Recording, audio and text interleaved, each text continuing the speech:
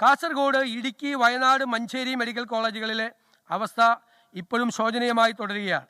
ഇവിടങ്ങളിൽ അടിസ്ഥാന സൗകര്യങ്ങൾ, ജീവനക്കാർ, ഉപകരണങ്ങൾ എന്നിവ മെച്ചപ്പെടുത്തുന്നതിനുള്ള നടപടികൾ സ്വീകരിക്കും.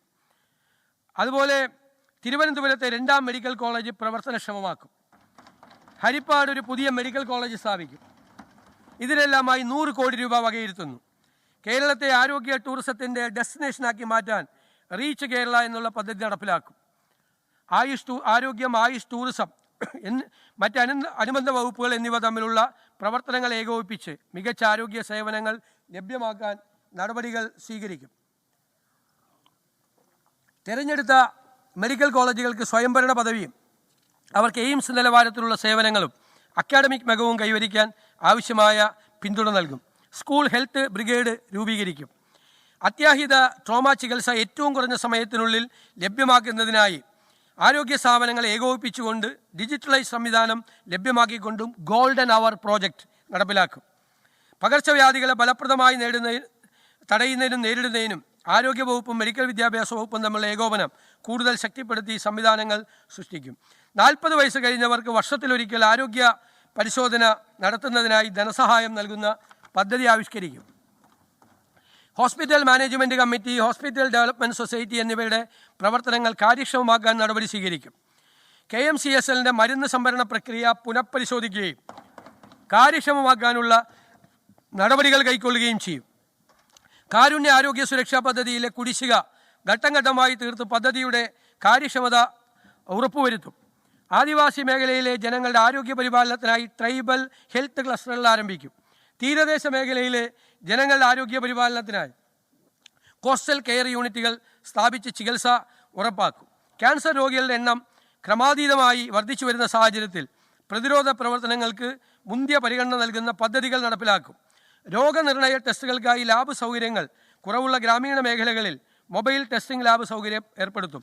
ആദ്യഘട്ടം 2 കോടി രൂപ വീതം ചെലവിൽ 10 ലാബുകൾ സജ്ജീകരിക്കുന്നതാണ്. ഇതിനായി 20 കോടി രൂപ വകയിരുത്തുന്നു. സംസ്ഥാനത്ത് സ്പൈനൽ മസ്കുലാർ എട്രോഫി അടക്കമുള്ള അപൂർവ രോഗങ്ങൾക്ക് മരുന്നുകൾ ലഭ്യമാക്കാൻ നടപടികൾ സ്വീകരിക്കും. ജലവിതരണവും മാലിന്യ നിർമ്മാർജ്ജനത്തിനുമായി 895.59 കോടി രൂപ മാറ്റിവെക്കുന്നു. പല പകർച്ചവ്യാധികൾ ഉണ്ടാകുന്നത് വെള്ളത്തിൽ നിന്നാണ്. കുടിവെള്ളത്തിൻ്റെ ഗുണനിലവാരം ഉറപ്പുവരുത്താൻ പുതിയ ലാബുകൾ ആരംഭിക്കും. ഇതിനായി കോളേജ് ലാബുകളും പ്രയോജനപ്പെടുത്തും. ഭവന നിർമ്മാണ മേഖലയ്ക്കായി 58.15 കോടി രൂപ വകയിരുത്തുന്നു.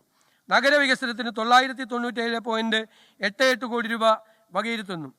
വിവര വിനിമയവും പ്രചാരണവും മേഖലയ്ക്കായി 36.23 കോടി രൂപയും തൊഴിലും തൊഴിലാളി ക്ഷേമത്തിനും 650.46 കോടി രൂപയും വകയിരുത്തുന്നു.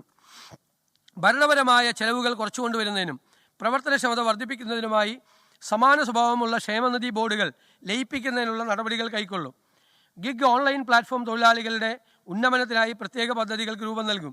IT അടക്കമുള്ള പ്രൊഫഷണൽ തൊഴിൽ മേഖലയിൽ ഓഫീസ് വെൽനസ് ഉറപ്പുവരുത്താൻ നടപടികൾ സ്വീകരിക്കും. പട്ടികജാതി പട്ടികവർഗ ക്ഷേമം. പട്ടികജാതി ക്ഷേമത്തിനായി പട്ടികജാതി ഉപപദ്ധതിക്ക് ആകെ സംസ്ഥാന പദ്ധതി അടങ്കലിൻ്റെ 9.81% 2979 കോടി രൂപ വകയിരുത്തുന്നു. ഇതിൽ 1638.0 കോടി രൂപ പട്ടികജാതി വികസന വകുപ്പിനും ബാക്കി 1341.30 കോടി രൂപ പ്രാദേശിക സർക്കാരുകൾക്കുമായി വകയിരുത്തുന്നു. ഇതിനു പുറമെ പട്ടികജാതി ഉപപദ്ധതിക്കായി 527.68 കോടി രൂപ അധിക വിഹിതമായി വകയിരുത്തുന്നു.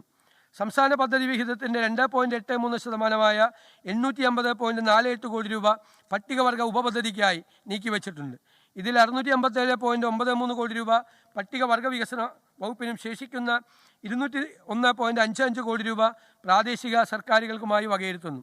ഇതിനു പുറമെ പട്ടികവർഗ ഉപപദ്ധതിക്കായി 152.52 കോടി രൂപ അധിക വിഹിതമായി വകയിരുത്തുന്നു.